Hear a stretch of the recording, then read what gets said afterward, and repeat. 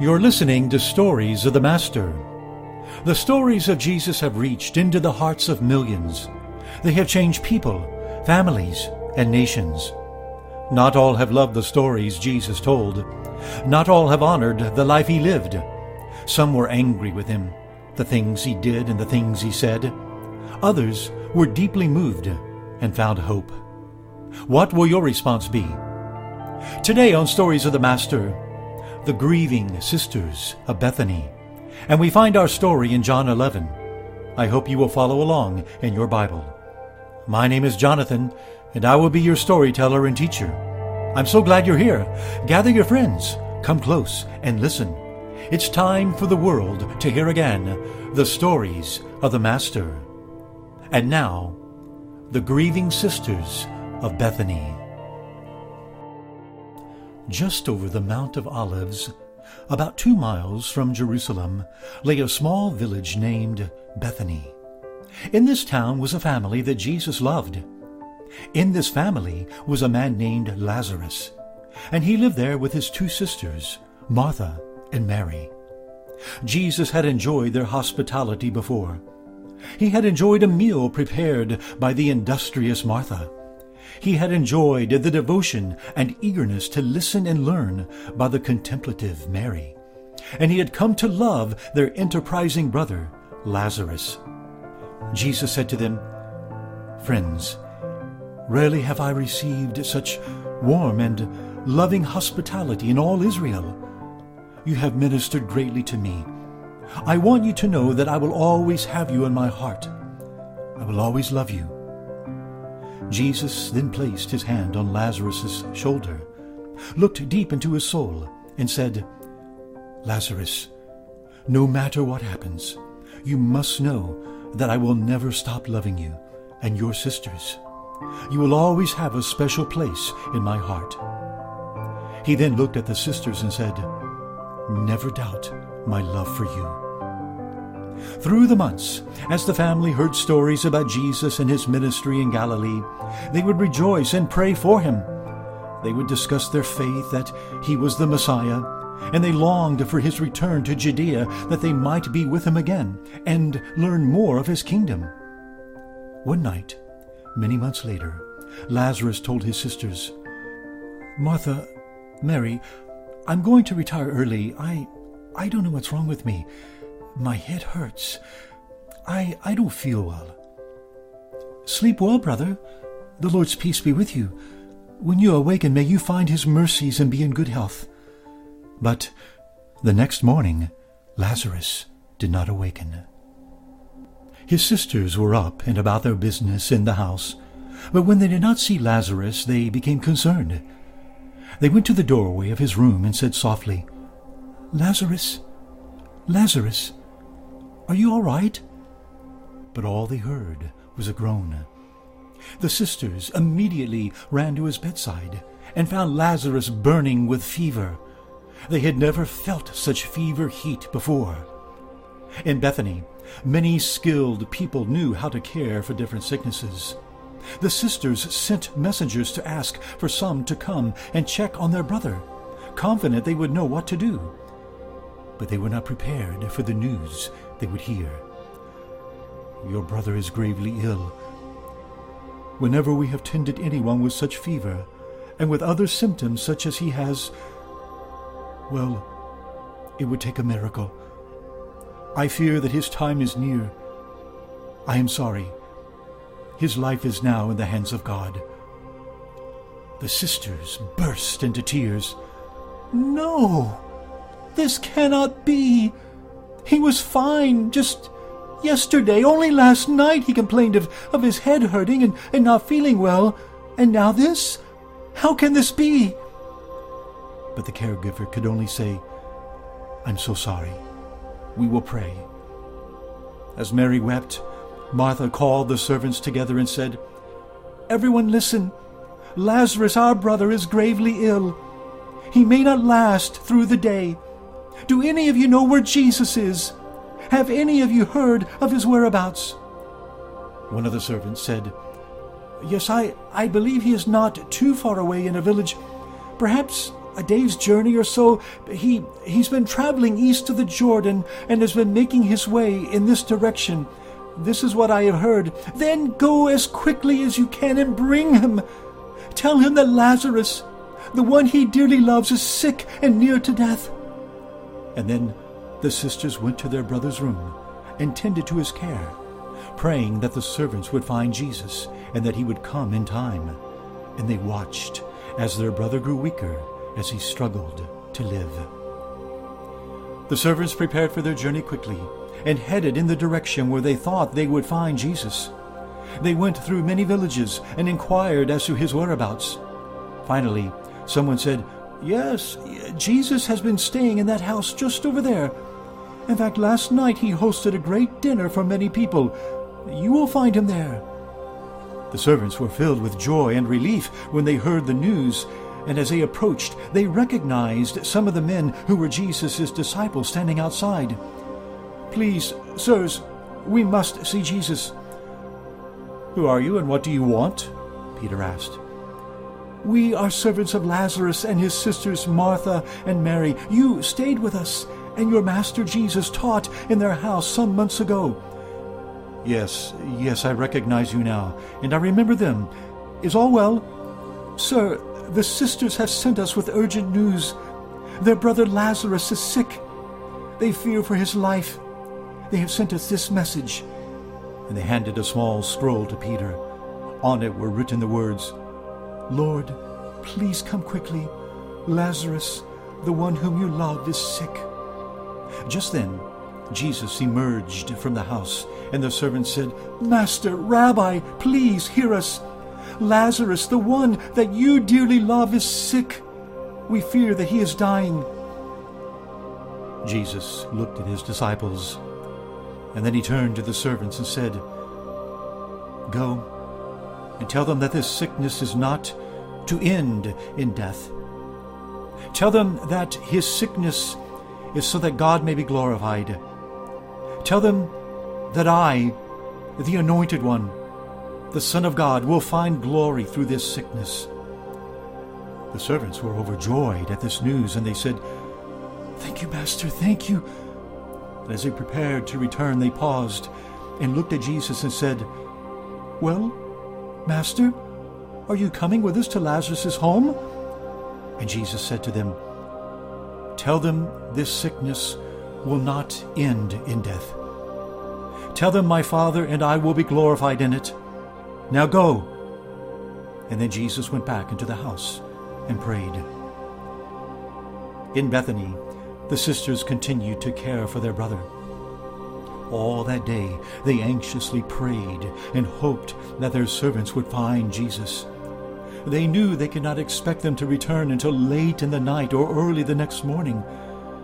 And they continued to hope and pray for a miracle, any kind of miracle, for Jesus to come quickly and for their brother to get better. Evening came, and Lazarus' fever worsened. From time to time, Martha would go to the entrance of their house and look anxiously down the dark road for a sign of their servant's return. Then she would return to her brother's bedside, and Mary would say, "Is there any sign of them, sister? Will they find Jesus? Will Jesus come?" Then, late in the night, they noticed Lazarus' breathing was becoming more shallow. From time to time, one of the sisters would place her head next to his mouth to feel if he was still breathing. His body was on fire, and they began to lose hope. But then they heard the sound that they had been waiting for. They were shouting at the gates of their estate. The servants had returned. Martha hurried to the courtyard as the servants were dismounting. "We have such good news for you, Martha. We found him. He said that your brother's sickness would not end in death. He said that his sickness was for the glory of God." But, where is Jesus? Why did you not bring him with you? Lazarus is not better. Lazarus is dying. God has not healed him." And just then they heard a loud wail come from the house. It was the voice of Mary, crying out with anguish. Lazarus was dead. Hello everyone, this is Jonathan Williams, the creator of and storyteller for Stories of the Master. I hope you're enjoying today's story, and we'll get back to it in just a moment for its amazing conclusion. But first, let me remind you that Stories of the Master is a ministry of Word of God Speak. You can reach us at P.O. Box 90047 in San Antonio, Texas, 78209 in the United States. We would love to hear from you and learn how these stories are blessing your life. We hope also you will check out our website, storiesofthemaster.com, where you will find many resources to help you in your discovery of Jesus. That address again is storiesofthemaster.com and P.O. Box 90047 in San Antonio, Texas, 78209 in the United States. Well, let's get back to our story now. Jesus said that Lazarus' sickness was not to end in death, but was for the glory of God. Yet Lazarus died. Let's find out what happened next. When the servants left Jesus and his disciples with joy, thinking that Lazarus would be healed and not die, the disciples said, "Well, Master, are we going to Bethany or not?" But Jesus remained quiet and said nothing. And the disciples waited and wondered why he gave such assurances to the servants, but did not immediately travel with them to heal his beloved friend. They walked outside and began discussing among themselves these events. One of them said, "You remember a couple of years ago when we were in Cana? Do you remember that royal official? I believe he worked for Herod. He came and told us about his sick son at Capernaum. Jesus didn't go with him, and yet his son was healed without Jesus even going there. Maybe Jesus did the same with Lazarus." Another said, "Yeah, but also maybe Jesus doesn't want to go to Bethany. Bethany is in Judea and only a couple of miles from Jerusalem. The religious leaders are angry with him over the stories he has been telling and all that he's been doing. And you remember what happened the last time we were there. They wanted to stone him." The conversation went on for quite some time, and 2 days passed, and the disciples assumed that the crisis in Bethany was over. But Jesus surprised them all and said, "Prepare your belongings. It is time. We are going to Judea again, and first we must stop in Bethany." "But teacher," one of the disciples said, "you do remember what happened the last time we were in Judea. The leaders tried to kill you. They wanted to stone you. Are you sure you want to go there again?" And Jesus said, "How many hours of daylight are there in a day? 12? Yes. That is the time to do the work of God, when it is day. If you try to walk or work when it is night, you will stumble in the darkness. But if we go while it is light, we will not stumble. We are going to do the work of God. Our friend Lazarus awaits us. He has fallen into a deep sleep, and I go to awaken him." The disciples breathed a sigh of relief. "Lord, this is such good news about Lazarus that he has fallen asleep. If he is asleep, he will recover. He will be healed." But Jesus said, "You don't understand. When I said that Lazarus has fallen asleep, I did not mean that he was just asleep. Lazarus is dead. Lazarus died shortly after the servants returned home." "What?" the disciple said. "But you said that Lazarus' sickness was not to end in death. You said his sickness would be to the glory of God. You sent the servants away thinking Lazarus would be healed. And now you say he has died?" "I am so glad for your sakes I was not there. I am building your faith. I want you to believe like you have never believed before. You must trust me.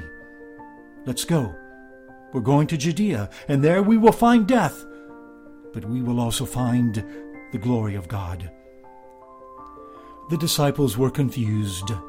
They thought Jesus would heal Lazarus, but Jesus had not gone to him, and he allowed his friend to die.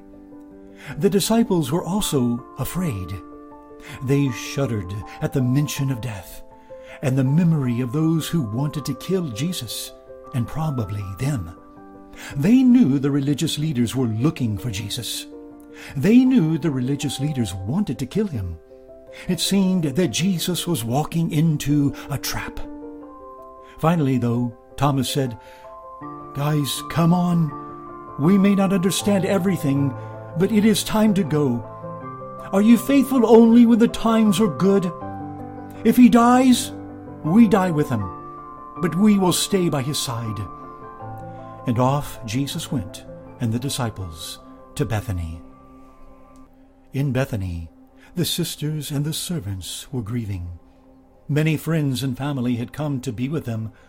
It had been 4 days since Lazarus became ill, and since the sisters sent the desperate plea for Jesus to come and heal their brother. But Jesus had not healed him. Jesus had not even come to the funeral or to grieve. Lazarus, their beloved brother, was lifeless and cold in the tomb. On the day of his death, the servants had washed his body. They wrapped it in linen cloths, placing spices within the folds of the garments. They carried his body outside the village to a cave owned by the family. In years past, they had laid other family members to rest. Now Lazarus was placed among them on a ledge hewn into the rock. A stone was rolled against the opening, and the sisters had returned home, weeping over the sudden loss of their beloved brother. Often the sisters were given to fits of weeping and wailing over this loss, and the attempts to comfort them seemed futile. And then someone said, "Mary, Martha, he has come. Jesus has come. He is headed for the place of burial, and he wants you to go to him." "What? He is coming now? Why now?" "Jesus is calling for you." And when the sisters heard this news, Martha immediately got up to see him, but Mary stayed back with the other mourners.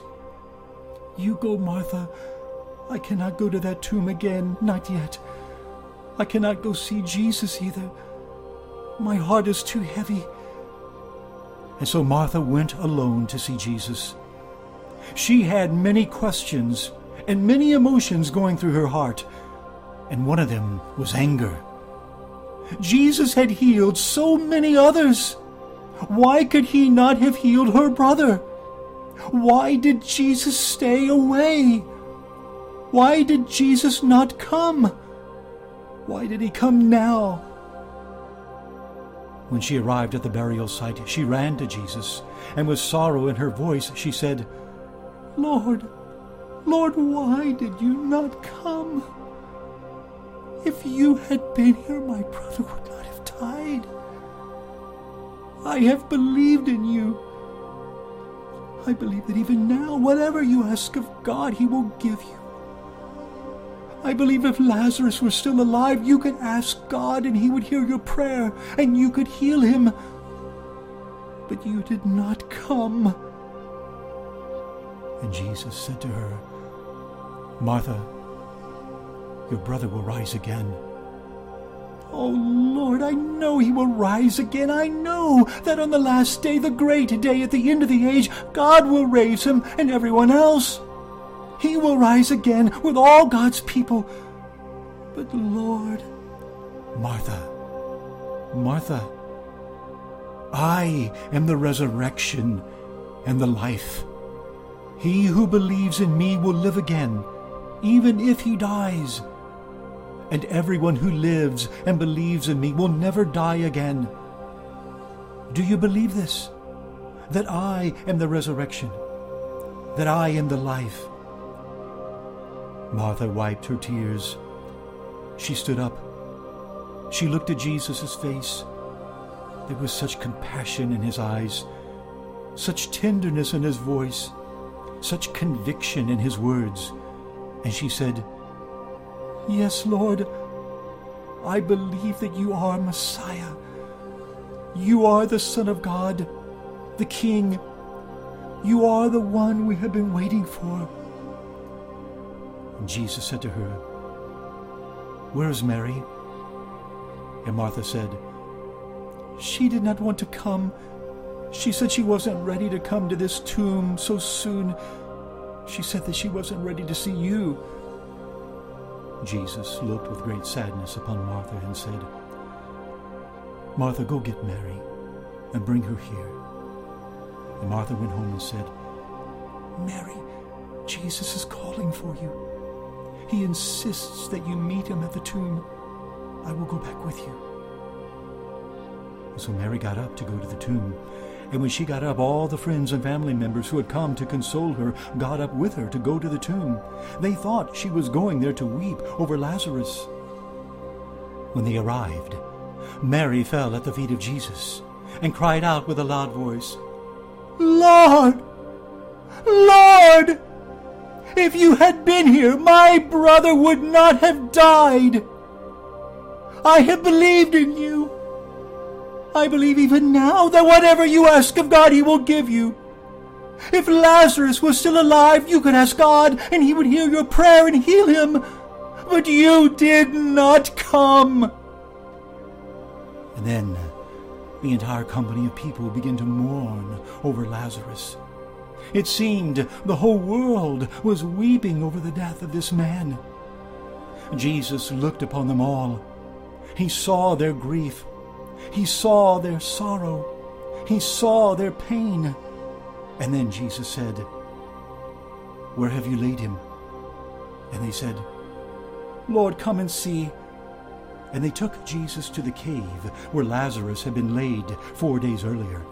And when he saw the place, he was overcome with grief for his friend. And Jesus burst into tears and wept with all those who were weeping.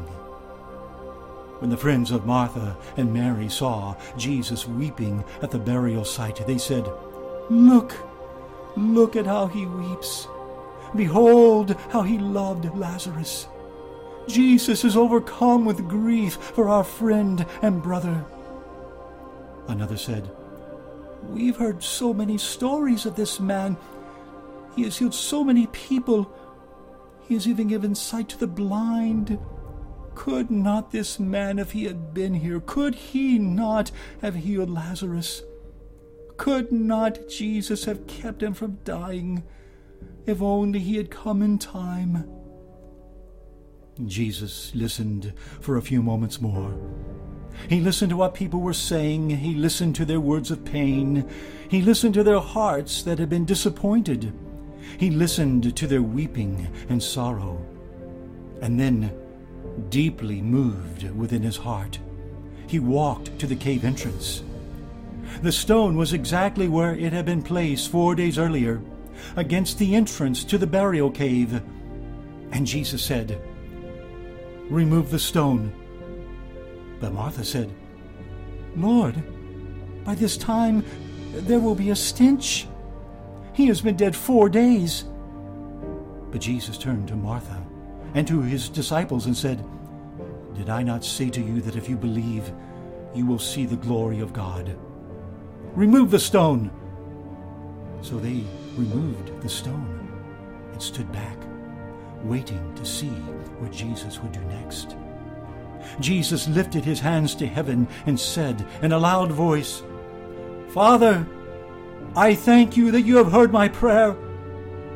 I know that you always hear me, but for the sake of all those here with me now, I say this: thank you for hearing me, so that they may believe that you have sent me." Jesus finished. He looked toward the tomb, and his face became full of anger at death. His face became full of fury at sorrow. His face became full of anguish over the pain of all mankind. He breathed deeply, and then, in a loud voice, he said, Lazarus, come forth! Martha and Mary looked at each other with astonishment. What was Jesus doing? They looked at Jesus. Then they looked at the entrance of the cave. The crowd was silent. All held their breath. And then they saw him, Lazarus standing at the cave entrance, burial cloths wrapped around him, breathing, walking, alive. Jesus said, "Go to him and loosen his garments. Your brother lives."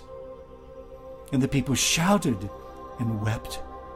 But this time they wept for joy. Oh, my friends, if only we could have been there. If only we could have seen the grief and the anguish of the sisters and their friends and their family and Jesus. If we could have been there and seen Jesus weeping. If we could have been there and seen Jesus praying. If we could have been there and seen his anger over death that robs us all. If we could have been there and heard his voice, "Lazarus, come forth." If we could have been there and seen Lazarus rise from the dead. What would that have been like? But we were not there. We are here. And I am telling you this story today. And you are where you are listening. And what do we learn from it? Jesus purposely was late. Jesus allowed Lazarus to die so that he could teach them a greater lesson. They all believed Jesus was a teacher, but their faith needed to grow. They all believed Jesus was a healer, but their faith needed to grow. They needed to believe that Jesus is the one who raises the dead. He is the author of life. He is the one who is the resurrection and the life. What do you believe about Jesus? Do you believe that he was a great teacher? That's good, but you must believe more. Do you believe that he was a great healer? That is good, but you must believe more. Do you believe that he was a great prophet? That is good, but you must believe more. You must believe that Jesus is the Lord of life.